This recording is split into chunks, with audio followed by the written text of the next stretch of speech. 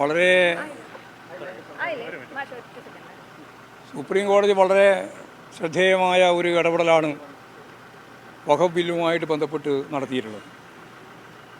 തൽസ്ഥിതി തുടരണമെന്നും പുതിയ നിയമനങ്ങളൊന്നും ഇതുമായി ബന്ധപ്പെട്ട് നടത്താൻ പാടില്ല എന്നും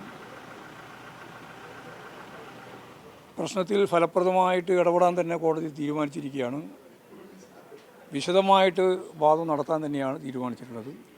തീർച്ചയായിട്ടും ഇത് ഒരു ആശ്വാസകരമായ മതനിരപേക്ഷ ജനാധിപത്യ ശക്തികൾക്ക് അനുകൂലമായൊരു ഇടപെടലാണ് കോടതിയുടെ ഭാഗത്ത് നിന്ന് ഉണ്ടായിട്ടുള്ളത്.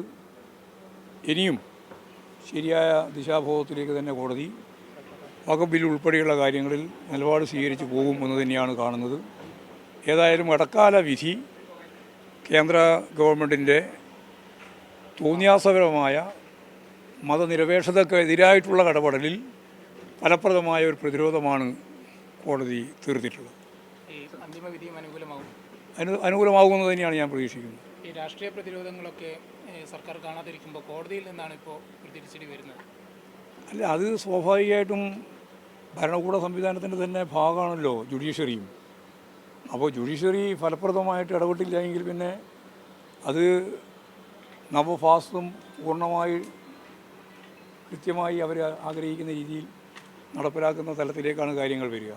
അപ്പോൾ അതിനെ പ്രതിരോധിക്കുന്നതിന് ജനങ്ങൾക്കൊപ്പം ജനാധിപത്യ ശക്തികളോടൊപ്പം കോടതി കൂടി ജുഡീഷ്യറി കൂടി ഫലപ്രദമായിട്ട് ഇടപെടുന്നു എന്നുള്ളതാണ് ഇപ്പോൾ സമീപകാലത്തുണ്ടായിട്ടുള്ള ഏറ്റവും പ്രധാനപ്പെട്ട ശ്രദ്ധേയമായ കാര്യം.